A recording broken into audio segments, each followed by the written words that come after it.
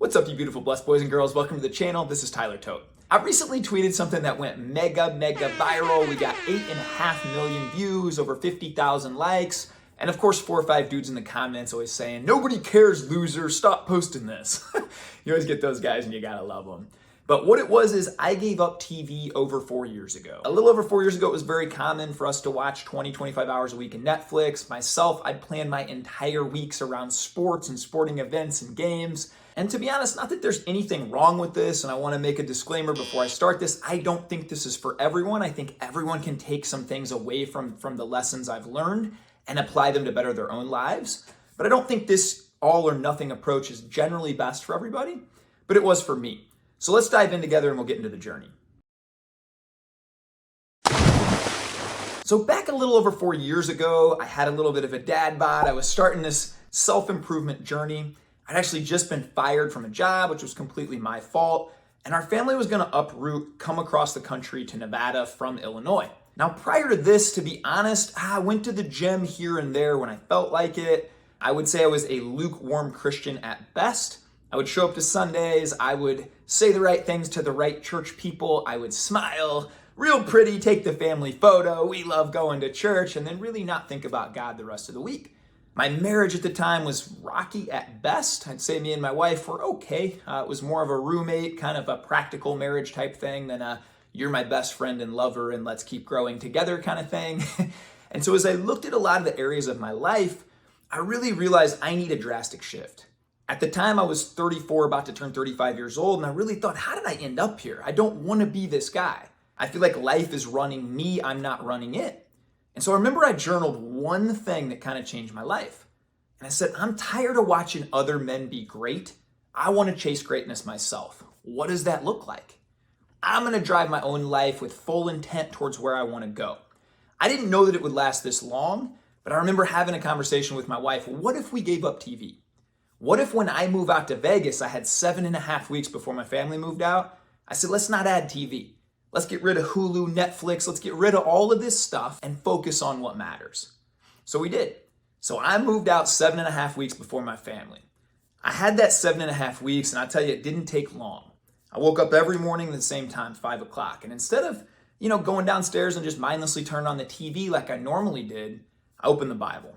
And I dug in and I took notes on scripture and I read 4, 5, 6 awesome self-improvement books during that time. Again, filling notebooks, had an outline and a vision for where I wanted my life to go, the man I wanted to be. I remember a couple weeks in, me texting my wife and sending her a video and saying, we ain't going back. You are coming out to Las Vegas to a new man, a new husband, a new leader. It's not gonna look the same. I think she probably heard that before and probably thought, okay, yeah, we'll see. But something lit a fire under me when I got rid of all these distractions and said, I'm going 100 miles an hour towards what matters to me.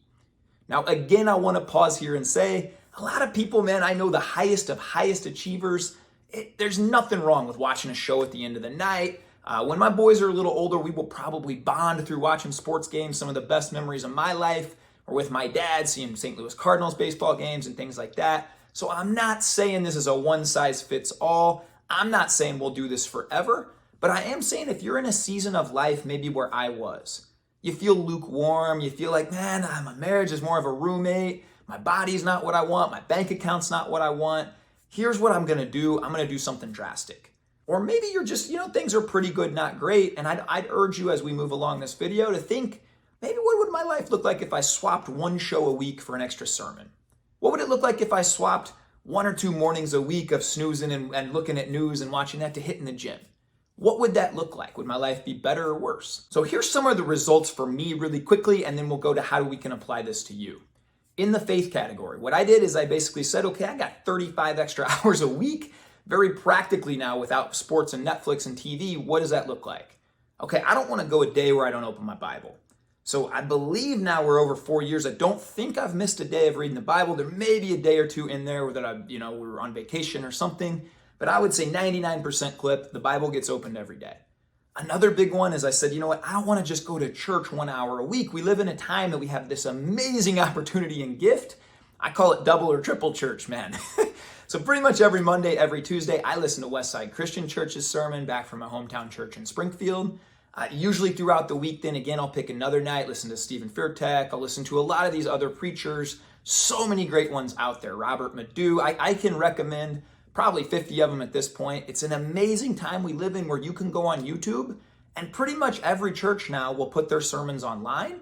And so instead of watching a show, you can swap that around for a sermon. Do you know how on fire you feel all the time, man, if you're listening 3-4 sermons a week? The word of God is just coming into you. You feel like your faith is going to be so much better. Another big change I made was no more secular music. To be honest, I listen to some of those lyrics now from some of that crap I used to listen to. Holy cow, man, it's just poison, right? So I put only the word of God into my brain. I feel like that has made my faith just take leaps and bounds. The second thing is fitness. Guys, this is pretty obvious, man. You can kind of tell. I look a lot different than I used to look. I'll put a couple pictures up here. I'm hitting 40 here in a couple days, in the best shape of my life. More energy, higher testosterone, better sex drive, healthier, all these things. There's no downside to getting healthy. And you know what? This just came down to one decision. I'm going to wake up at 5 a.m. every day. I'm going to go to the gym whether I feel like it or not. I'm going to choose to eat healthy foods and create systems to do that. If you need help with any of this stuff, reach out to me. Happy to give you a few pointers and tips. I dig into some of this stuff more in depth in other videos. So by not having TV and not obsessing over sports and saying, well, I got to watch these games, now I can just go out and get my own workout in, right? Finances, and this has been probably the biggest one. I could not have seen this coming. To be honest, I remember writing down a goal when I started with no TV, and I said, well, instead of zoning out to shows at night, I'll just start writing, I'll start creating, I'll start looking and researching other streams of income. What I genuinely prayed and hoped for at that time was that maybe I could write a couple ebooks, maybe sell a few a month, and maybe instead of retire at 64, it could be 63, maybe 62. That was my goal. I never could have seen what came happen. I joked that we canceled Netflix, we canceled cable, and that saved us about $120 a month, all in. So we're saving $1,400 a year because we did that, right? The craziest thing is we got paid 16 ways last month. 16 different streams of income now my wife and I have created. That's because we're not mindlessly consuming, we're producing. Now I have a following of my wife and I combined over 300,000 teammates across social media. We get paid so many different ways every month, and that's just been brick by brick by brick. This stuff doesn't happen easily. In fact, most of these streams of revenue that I'm talking about, I worked 6, 8, 10, 12 months on without making a cent. Some of them are very small still, but all of them are going in the right direction. And it's just been an amazing thing to where I was able to fire my company. Actually, the most popular video we have here on YouTube, I'll link it below as well. But I was able to fire my company 2.5, 3 years ago and really live life exactly on our terms. And guys, when I look back at the cost of that, again, I don't know who's in the college football playoff. I don't know what shows are going on Hulu.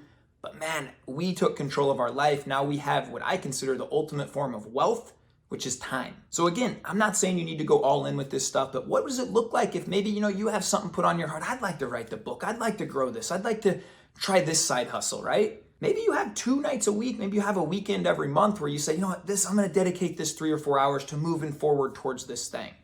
How different does your life look a few years down the road? Friendships and relationships, this one is awesome. Again, I never saw this coming, but I've got to lead 7 men's retreats, planning a huge 40-man retreat at the end of this year. The kind of relationships I've got to grow in here are now no longer centered around sports and politics. And to be honest, I just don't even know how to talk about those things anymore. So it's kind of a filter. But even my local friends here, I just met my buddy Logan for a lift this morning. And dude, we're sharing life, man. Sharing struggles, praying with each other. Called my buddy Chad on the drive home and we're praying together, right? These are the kinds of relationships and deeper relationships that I've been able to form that to me are just so much more meaningful than just surface level. Did you see the Bills game? Did you see this game? Not that, again, that stuff is terrible, but I think if you stop there, you're missing a really good part of life. The last one, and I left this last intentionally, is family. Look, this has been the biggest swap. I mentioned previous in the video, my wife and I's marriage was, I would say, rocky at best before we came here. Now that we just don't zone out to shows and we actually are very intentional about pouring time into each other and we've created this extra time, guys, I think, most common months we're probably walking together 8 to 10 hours a week now. We carve out time and we prioritize time for date nights every week, 1 or 2 times a week. We're always trying to connect and bond, and our marriage has seen the benefits. The fatherhood piece of that as well. Man, my kids were playing board games instead of just mindlessly consuming. We're doing dance parties. We're taking family walks. We're doing all these things and making awesome memories. It was an epiphany for me that I can't remember who won the Super Bowl 2 years ago. I can't. But I could always remember that awesome night that when I took my kids to the park and we played sink or float and we wrote the sidewalk chalk and we made those awesome memories. And I challenge you to say, think of yourself on your deathbed. What are you going to wish more? That you poured time into your kids? I read that it's 89% of the time we'll get to spend with our kids is from 0 to 18. After that, you don't get much. And so while they're young, I know the urge is you're tired, you've worked all day, all these things. I'm guilty of it at times. It's easier to want to just zone out. But look, these are the times that matter. These are the times we'll be thinking about someday when we're older, just sitting there watching Price is Right reruns or whatever we're doing, right? We'd give anything to go back to that night and lead the family on a walk. Make an awesome memory. Take them on an adventure. That's been by far the biggest impact and change. Now, as I wrap up here again, I don't want to say that my extreme approach is for everyone. I'm a pretty extreme guy, to be honest. I went a whole year without sugar a couple years ago, and then probably made up for it the day after by eating a year's worth of sugar the day after. So I don't even recommend a lot of these things. I like small incremental changes usually. But maybe you are in a spot in life where you're like, man, I don't know how I got here. My marriage doesn't look the way I thought it was going to look. My kids don't look at me the way I thought they were going to look at me. I only get paid one way and I'm stuck here until I'm in my 60s, and I don't like that. I don't like the physique I have. I don't like some of these things. My urge to you today is to get intentional and ask yourself that question. Is watching these shows every night, is consuming the news, just putting on the TV mindlessly, is that getting you where you want to go? If not, then start small. Take one show away and swap it with a sermon. Take one of those nights away and create yourself and write and do the project that you want to do. Invest it back into your marriage, into your kids, into your fitness, into the things that actually matter in life. I appreciate you guys tuning in and watching. Again, I don't know that 4 years from now I'll say, yeah, we haven't watched TV in 8 years.